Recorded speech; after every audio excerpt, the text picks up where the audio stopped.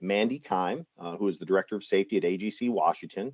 And Mandy, we really appreciate you coming in today. And we know this subject matter is in your arena of expertise.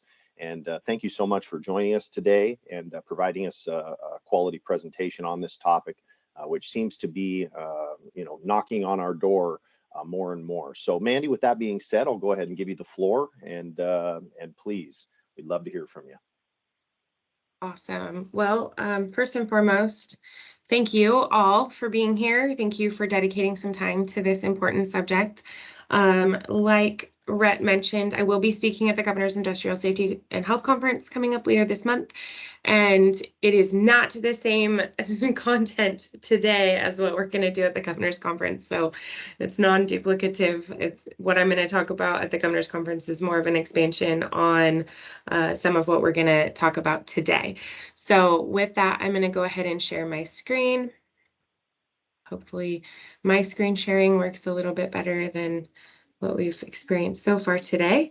Yes, yes. And everybody else can turn off their video and mics. Except for Mandy. Except for me. I mean, that would be really fun. It would be like interpretive dance, right? Guess what I'm saying. Okay, so again, thank you all so much for being here. Thank you for dedicating time to this subject matter. And I was really happy that I was able to shuffle some things to be able to chat today. So the purpose of today's presentation is address the stress. In the first half an hour is really going to be going through a best practices guide on how to address mental health and suicide prevention in the workplace. The second half is more personal about healthy coping and resilience techniques. So we're going to get right into it. From this, there will be a couple of times where I'm going to have some QR codes on the screen for you to scan and access free resources. So just be ready. You can take your cell phone and just take a snapshot of the QR code and access those resources for free. If you are not able to do that, I will, Randy's on here, so Randy can do me a favor, Randy Guzman, can type my email address into the chat. So if you aren't able to capture any of this content, feel free to email me after today's event and I'll follow up with resources. So with that, we'll get right into it because this is a full hour of content. So true or false? Construction workers die more often due to suicide than all other workplace sources. Any guesses? It's absolutely true. So being that it's Suicide Prevention Month, a lot of you are probably seeing the just vast amount of information that's being published on LinkedIn right now with regard to suicide prevention in the construction industry. And it's a really heartening thing to see. I'm very excited to see that because it means that we are raising awareness and it's not just the same old, Cal Beyer and Mandy Kime show posting stuff about suicide prevention. We've got a lot of notable industry experts that are really joining us on this journey. There's also a recent podcast published from the Pennsylvania Contractors Association featuring myself and going through some of the statistics. So just know, that this is absolutely true. To give more specifics, in 2020 in Washington State, we lost 16 construction workers, and this is thanks to Randy over at L&I sharing this data. In 2020, we lost 16 construction workers to on-the-job causes in Washington State, and 16 is an unacceptable number. But what I find even more concerning is that mental health was a factor in 3 of them. We had 3 on-the-job drug overdoses and 3 on-the-job suicides in construction alone. And what that tells us is, all too often, especially in the construction industry, having feelings is like a personal issue, right? And we try to block that out and tell people, that's an at-home problem. But as safety professionals in any industry, we are not doing our due diligence if we are not trying to avoid statistics like this, the 3 on the job drug overdoses and 3 on the job suicides. And you think about this, when somebody dies by suicide or dies by overdose, oftentimes our minds go immediately to the families and, oh, their poor family and what they must have, you know, gone through. And that's true. It's sad and it's terrible.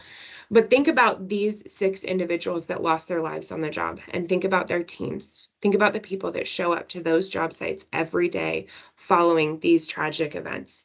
The ripple effects through that workforce, through our morale, through those individuals' mental health is crippling.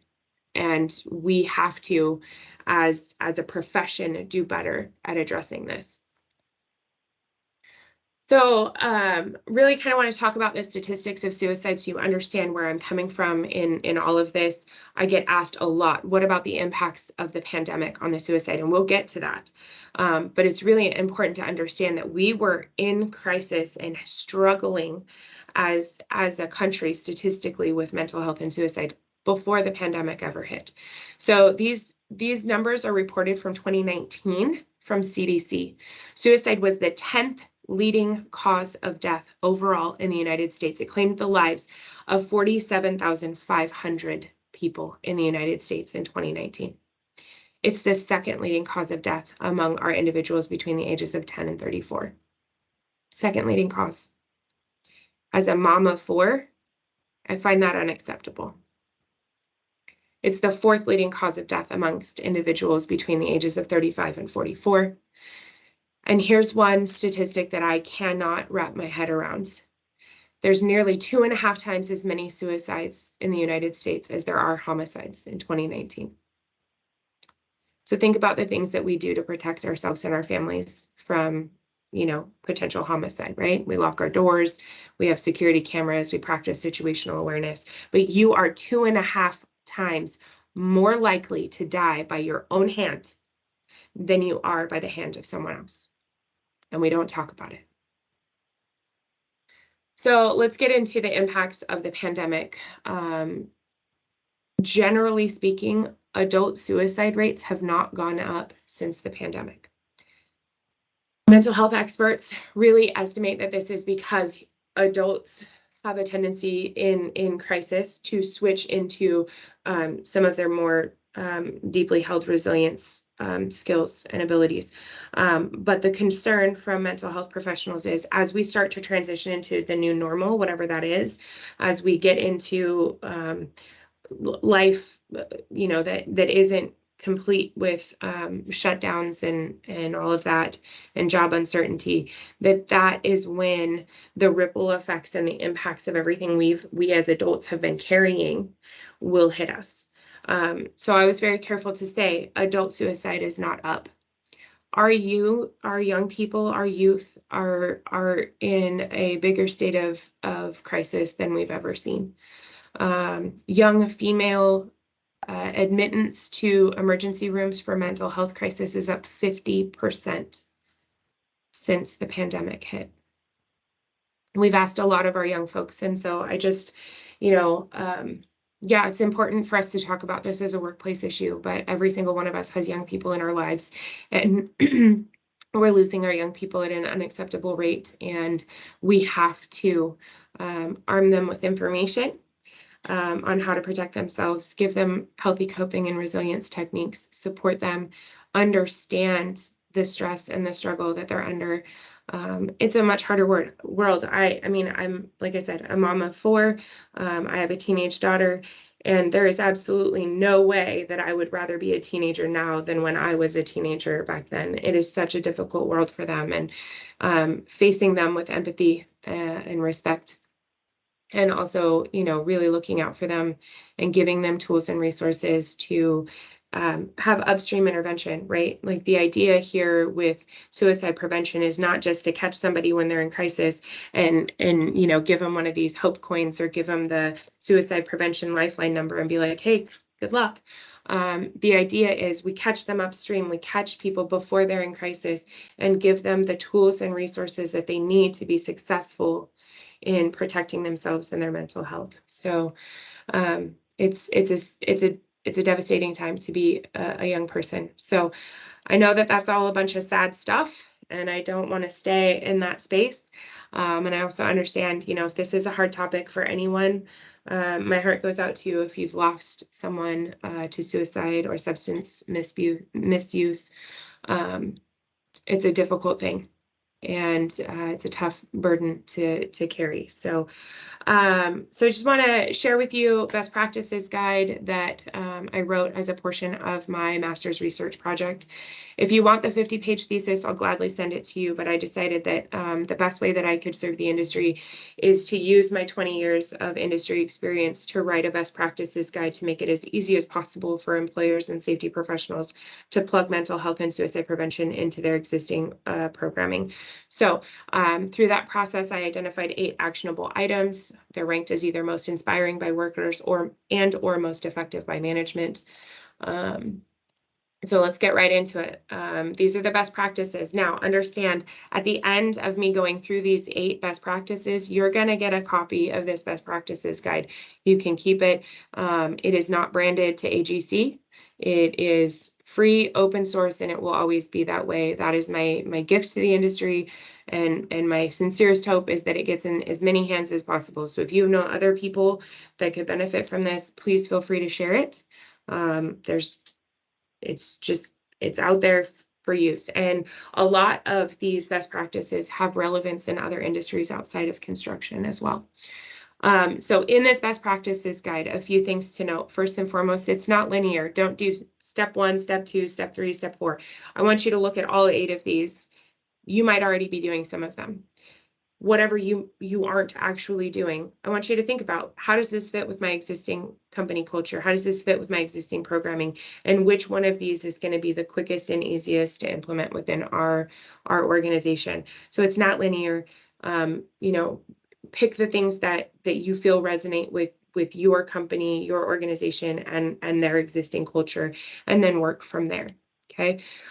Second of all, in this best practices guide, for every one of these 8 items, I have included free open source tools and resources. You do not have to reinvent the wheel. You do not have to become a trainer. You do not have to become a mental health expert or advocate to do this work. There are free open source resources. You literally just have to click, go through what exists out there, and decide what you think fits best for your company. Okay. So, I've tried very hard to make this as easy and user-friendly as possible. And as we get more into this has evolved and grown from there. So there's tons more resources, and I'll share a little bit more about that with you all later. So first one is offer training in mental health. This is not like the Learn method or QPR or mental health first aid, where you're learning about how to intervene. This is more about learning about the different things that you can do for your mental health. And again, there's lots of free open source mental health training out there in this guide. Number 2, promotion of your employee assistance program and insurance offerings. This one I think is critical. My best anecdotal story is when my teenage daughter was 11 years old. She came home from school one day and said she would rather die than go back to school, because she was being systematically bullied and targeted. And I reached out to my company's employee assistance program to see what resources were available to her. And they actually wouldn't work with people under the age of 18. I wasted critical time with her in getting her the help that she needed. And I'm a mental health advocate, and I was already doing work on mental health and suicide prevention at the time that this occurred. So the reason why I say this is you need to promote your EAP, but take it a step further. Call your EAP and find out what services they provide and communicate that to your team frequently. Same is true of insurance offerings. It takes you very little effort to call your insurance company, find out how many mental health visits you get per year, what the copay is, and how to find an in-network provider. You have no idea what a gift that is to someone who is in crisis. If you've taken all that work out of it for them, they can actually access the help more quickly. And if you are in crisis, you don't have all of your faculties available to you. You are not able to think critically about, okay, well, I got shut down in trying to reach my EAP. What's my next step, or whatever. So in doing this work for them, you are potentially saving lives. And it's one of those things, it's simple to do as one individual for your entire team. It's simple work to do, but it needs to be repeated frequently so folks know and encourage them, hey, this is free. This is available to you. Your EAP is confidential. There's so many things that the EAP can help with, whether it's, family issues, medical issues, problems with your kids, divorce, losing a parent, whatever. There's so many different things that the EAP can support you through, but people don't necessarily know that, and EAPs are historically underutilized. So number 3, promote mental health with a stand down or guest speaker. There's some guides in here on how to do a stand down, and even a link to find potential guest speakers on the subject of mental health or suicide prevention or substance misuse. So there's a lot of opportunities there. And again, it's just a way to outwardly show your commitment and your good stewardship with regard to mental health. Number 4, provide de-escalation or intervention resources for workers to respond to someone in crisis. There is now free 1-hour mental health and de-escalation training available in Washington State through University of Washington's Forefront for Suicide Prevention. We got legislative funding a couple years back for us to be able to provide this 1-hour module to all construction workers in Washington State. It is also relevant to other industries, so please avail yourself of that training. I will try my best to put it in the chat before we leave today. But you no longer have to go and seek out this de-escalation and intervention training. It's literally there. It's a 1-hour module, and your entire team can take this 1-hour training, and it'll generate proof of training so that you can require your team to go take this training and then provide proof that they've actually completed said training. And I got to tell you, it's really important. It addresses the main points of what we're trying to deal with in our industry with regard to suicide prevention, mental health, and substance misuse. We are talking about addressing stigma. We're talking about addressing your own personal mental health. We're talking about how to observe the signs and symptoms of mental health crisis in someone else, how to properly intervene using the LEARN technique, which is a scientifically, clinically proven de-escalation technique from the University of Washington, and then how to be a good steward within the construction industry to help us fix this problem. So yes, it's an hour-long training, but I tell you what, it's probably the best hour-long training you're going to get on mental health and suicide prevention for your teams. That's directly written for construction workers and presented in construction environments. The video snippets are done in construction environments. So I can't stress it enough. Take that 1-hour training. I've posted it to my LinkedIn. We're really happy to have this released. But the other thing is, through my role on AGC of America's National Task Force for Mental Health and Suicide Prevention, we are in the works of being able to launch this 1-hour training to every single construction worker in the United States. It'll be live and open source, free, accessible to every single construction worker. So we're really close to getting that out there, but I can't stress enough how important this training is, and also thank those that were involved in helping us pull this off, because it was a heavy lift. Hi, Buman. Speaking of people that helped us with this project. So number 5 is really important. Provide mental health assessment resources. I really just want to highlight this as a key here. We can't fix what we don't measure. So we need to be aware of our own mental health, and then also encourage others to assess their mental health. There's multiple free open source mental health assessments in the guide, so you don't even have to go look for it yourself, and they're all free.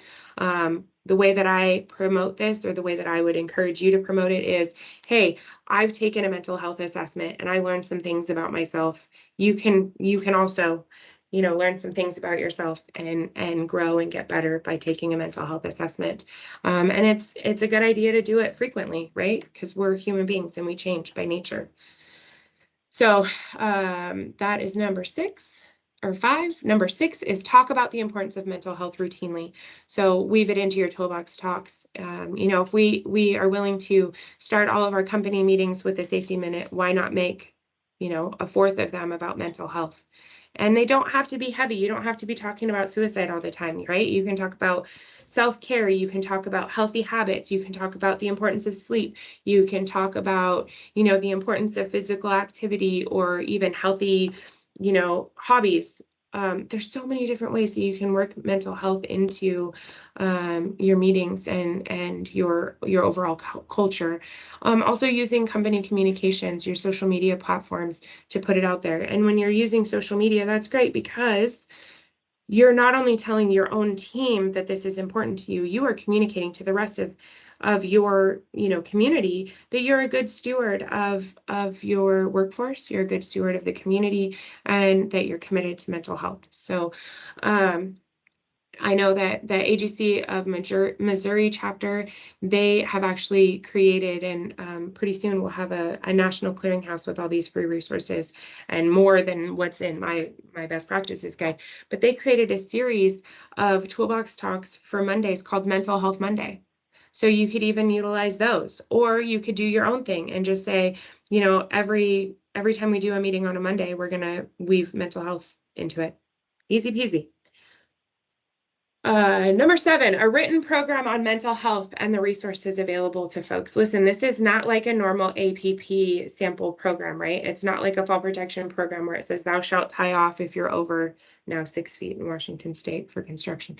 You know, it's not that. It's not thou shalt practice mental health. It is, hey, we as an organization are committed to protecting our workforce, and we are committed to providing resources to make that possible. And here's all the resources that are available to you. And here's the de-escalation information should you ever need it. The great news is I've already written it for you. I've already written a sample policy with literally pages of resources and information to share with your workforce. So you don't have to write it. You don't have to do the work. I've done all that for you. So just take it, customize it to your operation, and put it in your safety manual, and encourage your teams to review it with their project teams on a regular basis. And last but not least, posting mental health flyers and posters on the job. So this, again, this is a way to reduce stigma. This is a way to remind people of the importance of mental health. And I would be remiss if I didn't give a shout out to Hensel Phelps for giving us the idea of taking those mental health flyers and posters and resource information and posting them in the Santa cans or the porta potties with QR codes on them. You can post them in restrooms or other not heavily traveled areas. And the reason why you want to do this is to respect people's psychological safety. Not many people are going to want to stand with their phone next to a poster on the wall and take pictures of mental health resources to go access later because of stigma, because we still have an issue with stigma in our industry. And they don't want to be bullied. They don't want to be shamed for looking into their own mental health or seem vulnerable. And so by posting these in a private location, sending them out through internal company communications, so it's getting directly to them, and again, putting them in psychologically safe places is extremely helpful. That doesn't mean don't put it on your bulletin board, because putting it on your bulletin board is just a nice friendly reminder. Hey, we're here. We're still talking about mental health. It's still a priority. We still want you focused on it. But giving people a means to access that in a psychologically safe manner is really important. All right, so there's your QR code. You can access the best practices guide by scanning this. Comes up as a PDF from our website. And again, feel free to reach out to me and email me, and I'll share with you. I've got tons more resources than what's in that best practices guide, but I had to keep it concise. And now is as good a time as any to let you know that through AGC of America, we have formed a national mental health and suicide prevention task force. And the sole purpose of this task force is to find every single free open source mental health, suicide prevention, or substance misuse resource that exists, get it all in one place so it's easily accessible, then do a gap analysis and discover what things we still need within our industry, and then also how to advocate and use the big muscle of peer pressure to get folks to start really talking about this and doing better with regard to mental health and suicide prevention. So that is ongoing, and we have collected just a wealth of information beyond what's in my best practices guide, and that'll all be available online here very, very soon. And again, it's being done by AGC of America. However, it's going to be free and open source for the entire industry. We're also working on a video testimonial series that can be used as toolbox talks. It can be used as tools to invite people to start having conversations about mental health. So we're going to switch gears and we're going to talk about coping and resilience. This is personal. It's personal for me. I'm going to share some really personal stuff. And so I want you all to spend some time reflecting. I want you to think about what you're doing for your own coping and resilience, and how are you modeling healthy coping and resilience for the people in your circles. The QR code that you see on your screen right now is a free toolbox talk on coping and resilience. And the reason why this is so important, mental health experts indicate that one of the main contributing factors to our construction suicide rates is the lack of healthy coping and resilience skills that we have in construction. Think about it. On any given Monday, you can hear people talking about how they tied one on over the weekend, or, oh, I might still be hungover from last night or whatever. But you don't hear people talking nearly as often about practicing self-care or engaging in healthy hobbies or whatever. And so we need to build up our coping and resilience. We also need to talk about those coping and resilience skills that we use, so that we're helping model that healthy behavior for others. So coping is about dealing with life's inevitable disappointments in a healthy way.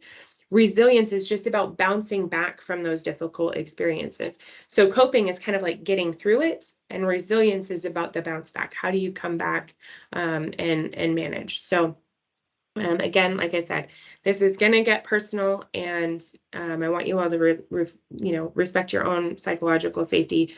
But I'm going to tell a little story about the value of being bendable, and also share with you my personal keys to resilience and why I think it's so important for all of us to be open about our mental health, and then also really hone in on some tools for resilience that will help us through tough times. So many of you know that in 2012 I had triplets, and you can well imagine that that's a game changer, right? You go in and you think you're having one baby, you find out you're having three. Your family's doubling overnight. You're the primary wage earner for your family, and all of a sudden you're going to be a primary caregiver for three newborns and still figure out a way to be the primary wage earner. So little known fact, when you have triplets, the kind of triplets that I have, non-identical, we had three separate amniotic sacs. And so that means three separate placentas, which means 3 times the hormones coursing through my body. So after the triplets were born, I had a pretty healthy dose of postpartum depression. And then a few weeks after I had the triplets, I came back to work, and I think I was on like the 4th day back to work, and I was experiencing chest pains. And I likened it to, I probably had a pulled muscle or something, because, it's pretty hard to carry around 3 newborns, especially when you've just had a C-section and you're still recovering.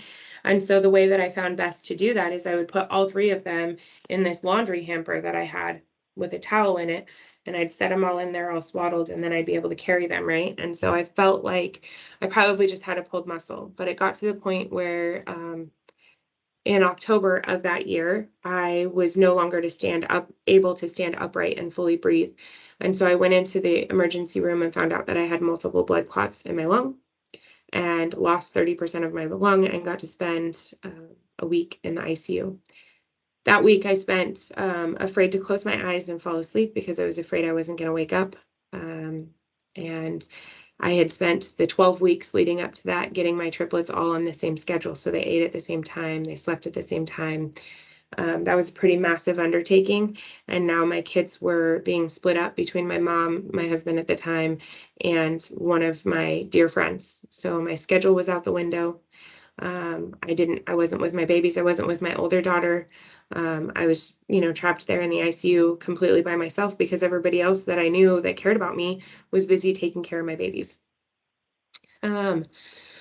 So I got out of the hospital and, had back to, taking care of babies, sitting on my living room floor, spent a good period of time not being allowed to be home alone with my children because they were afraid that I'd have another medical crisis and nobody would be there to take care of my kids. So a few weeks of not being able to be home alone with my own children, which is pretty upsetting.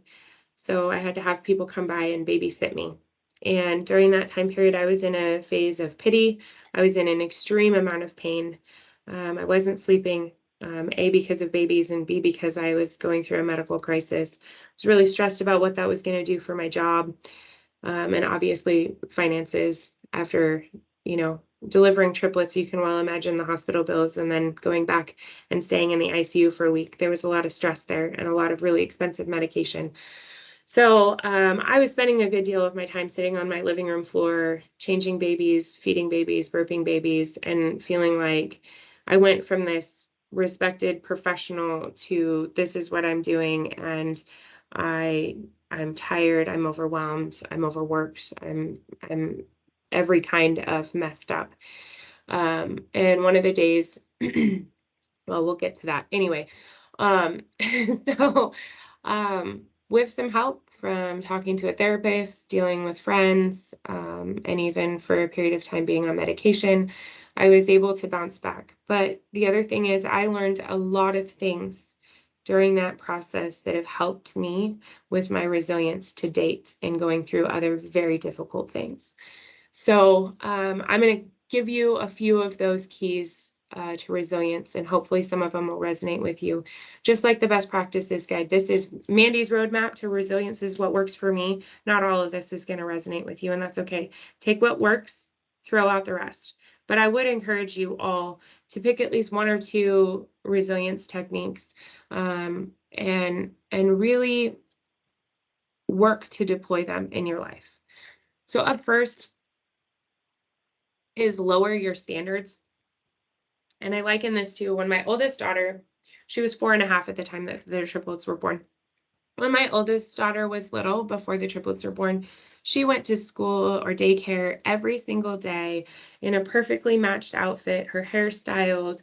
And I was even so, I don't know, neurotic or just particular about her appearance that I would tell the daycare, listen, if she gets her shirt all yucky, go ahead and change her whole outfit so she matches for the day. I don't know why that was important to me, but then along come the triplets and I'm trying to shuffle them off to their care provider in the mornings and trying to get to work on time. And it was literally like, pick them up, sniff them. Okay, they passed the sniff test. Everybody, monkeys in the bus, let's go. So lower your standards. No one is holding you to the standard that you are holding yourself to. Nobody even knows that mental image that you have of what perfection is. So they're not holding you to the same standard that you're holding yourself. So it's okay to lower those standards. Number 2, accept that life throws curveballs. I liken it to, a detour sign when you're driving on the road. Maybe there's construction up ahead or whatever, and you get that detour sign and you're frustrated and you're overwhelmed. Or when you're driving and the weather is terrible and you're driving down the freeway and you hit a patch of water or a patch of black ice, and because you're not ready for it, and you were singularly focused on, I've got to get here, or I'm on the phone, or whatever the deal is, that you're not ready for it. And so you overcorrect or you don't respond properly because you weren't expecting that curveball. So knowing that life throws you curveballs actually gives you the ability to be nimble and respond appropriately when you get one of those curveballs. And frankly, those curveballs are those detours in life. Listen, having triplets is hard. Having 4 kids and having a career is hard. But I will also tell you that that detour in my life is one of the most beautiful and amazing detours that I never, ever, ever would have expected. I wasn't asking for, but I am damn sure happy I got.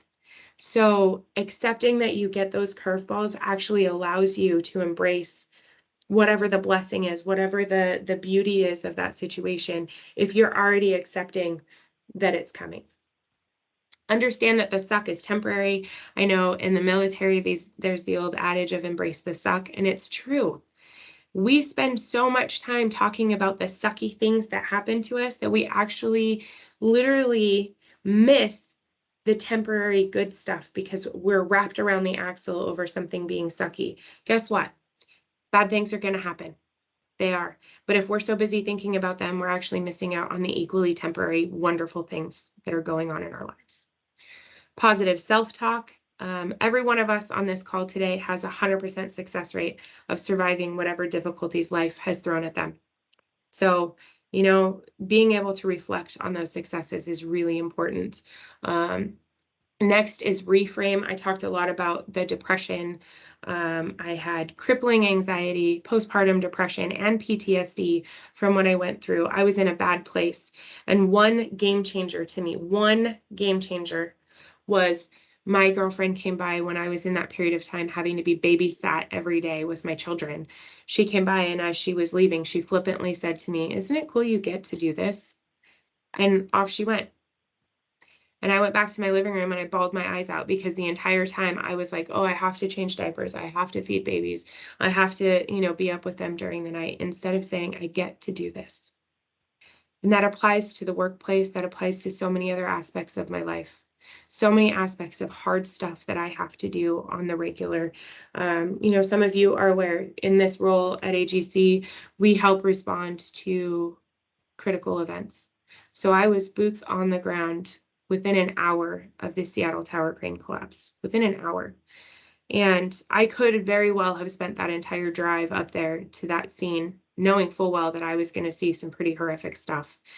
I could have spent that entire time going, oh, I have to do this. This is a terrible part of my job. And instead, I spent that entire drive talking to myself about the fact that I get to be there on this day, this most devastating day for all of these professionals. I get to be there. I get to be a source of love and light. I get to be support system for them. And I get to help impact the experience that they have. So even the hardest things can be reframed into a positive. And our brains are really powerful. If we decide that that's how we're going to think about something, it definitely changes our experience. It definitely changes the impact that it has on all of us. And then lastly, self-care. Self-care is important. And oftentimes when we talk about self-care, we envision what the media and social media portray self-care to be, right? We think of a Calgon bubble bath, or sipping a glass of wine in a hammock, or, taking ourselves on a shopping spree, or going to a spa and getting a massage. And I'm here to tell you that self-care is a lot trickier than that. And most of us don't actually practice self-care. Most of us don't actually practice it well enough. Self-care is also about accountability. It's about holding yourself accountable to your goals, your aspirations, proper health, proper nutrition, holding yourself accountable to being a good steward of yourself, right? And saying good things and monitoring your mental health and monitoring how you're looking at the world that you're living and how you're processing all of that. So self-care is critically important. It's also important to set goals so that you have something to look forward to and something that you're working on. We could spend literally an entire day talking about goal setting, but for now we'll stick with it. So again, those are my keys to resilience. Those are things that I learned along the way that have helped me immensely since then, not only in my recovery from, postpartum and anxiety and PTSD. I still have crippling anxiety, folks. There was a time where I would literally leave carts full of groceries, did it multiple times, where I went into a store shopping with all 4 of my children, trying to get groceries for our family, and I would get to the checkout register, and that's where my anxiety would kick in, and I could literally feel like my heart was going to explode out of my chest, and I would have to grab my children and walk out of that store and leave an entire cart full of groceries, knowing full well that in doing so, I was going to still have to turn around and go back in that store and do everything all over again. But I just could not get through that process. So I'm not I'm not proud to share all these vulnerabilities. It's not a fun thing for me to admit that I freaked out and had to have a complete breakdown in a grocery store parking lot multiple times with my children as witnesses. I don't say all of that because it's fun. I say it because we need people that are bold and vulnerable and are willing to admit that they don't have perfect mental health if we're ever going to kick this stigma and we're ever going to help people that need that help. And frankly, the stigma problem that we have in our industry from the demographic perspective, the people that are most resistant to these conversations about mental health and suicide prevention are the people who are brought up through the culture that's like, rub some dirt in it, suck it up. We don't talk about our feelings. But guess what? That is also the prime demographic of people in our industry that we are losing to suicide.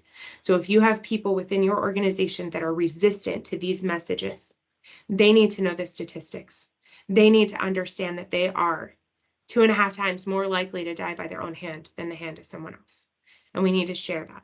But we also have to be willing to be open and share about mental health. You don't have to be as open and vulnerable as me. Most of you that know me well know that I am pretty much an open book. And that comes with its own set of issues. But I say all that to say, like, it's important for us to be open and be vulnerable. If we had more time, I'd get a little bit more into the role of adversity. But at the top of that toolbox talk on healthy coping and resilience is this chart. I want you to share it with your teams and have everybody identify where they're at. Where are you at? Are you in the green zone where everything's easy? Are you in the orange zone where you're, stretched outside your comfort zone, but you're doing good? Or are you in the red zone where you're overwhelmed and you're over the edge? You are fully pegged and you are not doing well. And if you're in the red zone, you need to do an honest assessment. What are you doing about that? What else could you be doing? What else should you be doing? And then lastly, I'll end with this just because there's so much more information and I want to be able to answer a couple questions before we go. Practice pause. We as human beings need rest in our lives. This is a key critical element of self-care. We need rest in our lives. You don't need permission. You don't need to earn rest. You don't need to work a certain amount of time before you take a break. But if you are giving yourself a break, I want you to practice pause. Practice noticing what's happening around you. Are you sitting in a room with a TV blaring, or you're on your phone, you're thinking about a weird conversation that you had last week where you said the wrong thing, or you called someone the wrong name, or you're rewinding all the way back to 3rd grade when you spilled your lunch on yourself or whatever, right? What are you thinking about? Because if you're thinking about all those things, you're not actually resting. And then lastly, notice how you're feeling physically. How's your neck? How's your jaw tension? Are your hands clenched? We have physical manifestations of our mental health all the time, and we fail to listen to them, or we'll joke about them, right? We'll be like, oh, my neck hurts. Oh, I'm so stressed. But we're not doing anything about it. So just practice noticing all of that that's going on. And if you're aware of what your stress triggers are, you will actually sense the physical manifestations sometimes before you cognitively realize that you're in distress. And so also rest and recovery are not the same thing. Just because you stop doing a stressful activity doesn't mean that you're giving yourself recovery time. And that's a key to resilience, is giving yourself time to breathe and process before you put yourself back in a pressure cooker. So that's pretty much all I got for you guys today. It's a whole lot of information. I'd be happy to entertain any questions. I'm going to scroll back here and get us back to where you guys can access the best practices guide while we see if there's any questions. There we go. Bob. I have a small comment, if possible. Oh yeah, Eugene, go ahead and then we'll get to Bob. So this comment is coming from the immigrant, right? I came here 10 years ago to United States. My first degree is a psychological degree. I am a counselor. I worked as a counselor in my country. When I came here, I thought about it to be a counselor here. That is why, before going to university or whatever, I took one of the problems which I had long time ago. I set up around 4 or 5 meetings with different American counselors. What I found during those consultations that they could not help me because we are totally different mentally and historically.